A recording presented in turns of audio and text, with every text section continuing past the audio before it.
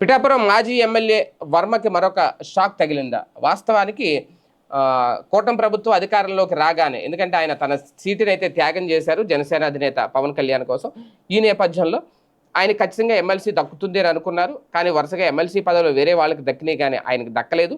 కాకపోతే ఆయన అయితే ఎదురు చూస్తున్నారు, చంద్రబాబు నాయుడు గారు ఇచ్చిన హామీ ఏదైతే ఉందో ఆ మాటను నిలబెట్టుకుంటారు అని. అయితే తాజాగా అందుతున్న సోషల్ మీడియాలో జరుగుతున్న ప్రచారం చూస్తే లేటెస్ట్గా వర్మకి ఎమ్మెల్సీ ఇక దక్కదు అనేది, భవిష్యత్తులో కూడా ఆశలు పెట్టుకోవద్దు అనేది పెద్దలు చెప్పారు అనేది ఒక ప్రచారం.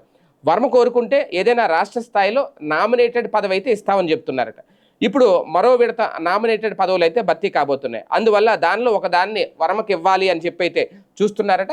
అలా కాదు అనుకుంటే 2026లో జరిగే స్థానిక సంస్థల ఎన్నికల్లో జడ్పీ చైర్మన్ పదవినైనా ఇస్తాము అని చెప్పి అయితే చెబుతున్నారు అనేది ఒక టాక్ అయితే వినిపిస్తుంది. ఇది ఎంతవరకు కరెక్టో తెలియదు. ఈ పదవులు తప్ప ఎమ్మెల్సీ మాత్రం ఇవ్వలేమని తేల్చేశారట. ఎందుకు అంటే పిఠాపురాన్ని పవన్ తన సొంత నియోజకవర్గంలో చేసుకున్నారు. రానున్న మరిన్ని ఎన్నికల్లో ఆయన అక్కడి నుంచే పోటీ చేస్తారు కాబట్టి వర్మ గనక ఎమ్మెల్సీ పదవి ఇస్తే రెండవ అధికార కేంద్రంగా మారడం, వర్గపోరు ఇవన్నీ ఇబ్బందులుగా ఉంటాయని ఆలోచిస్తున్నారట. దాంతో జనసేన నుంచి ఏమైనా ఒత్తులు ఉన్నాయో లేదో తెలియదు, కానీ వర్మ పరిస్థితి మాత్రం ఇప్పుడు ఇబ్బందుల్లో పడింది అనేది.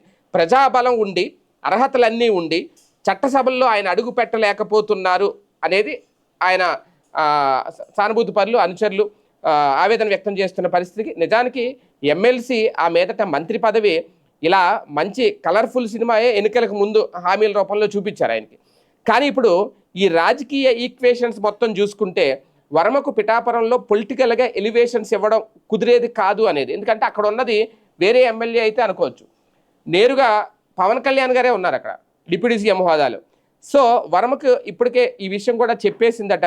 సో ఏది కావాలో డిసైడ్ చేసుకో, నామినేటెడ్ పదవి కావాలా, భవిష్యత్తులో జడ్పీ చైర్పర్సన్ పదవి కావాలా అని చెప్పి బంతి ఆయన కోర్టులోకి నెట్టేసి వదిలేశారట. వర్మ తనకు మాత్రం ఎమ్మెల్సీ పదవి తప్ప ఇంక ఏ పదవులు ఇచ్చినా వద్దు అని కూడా ఆయన కూడా కరాఖండిగా చెప్పేశారు. ఎమ్మెల్యేగా చేసిన వ్యక్తి మళ్ళీ జడ్పీ చైర్మన్కో ఏమి నామినేటెడ్ పదవికో వెళ్ళమనడం ఎంతవరకు కరెక్ట్?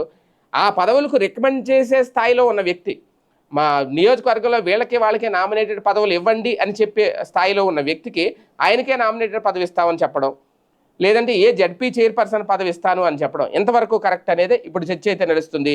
ఏది ఏమైనా ఏపీలో కూటమి అయితే బలంగా ఉంది. మరో 4 ఏళ్ల పాటు అధికారంలో ఖచ్చితంగా ఉంటుంది. వర్మ పరిస్థితి చూస్తే టీడీపీకి ఆయన వేర విధేయుడిగా ఉంటూ వస్తున్నారు, ఎక్కడికక్కడ సర్దుకుపోతున్నారు.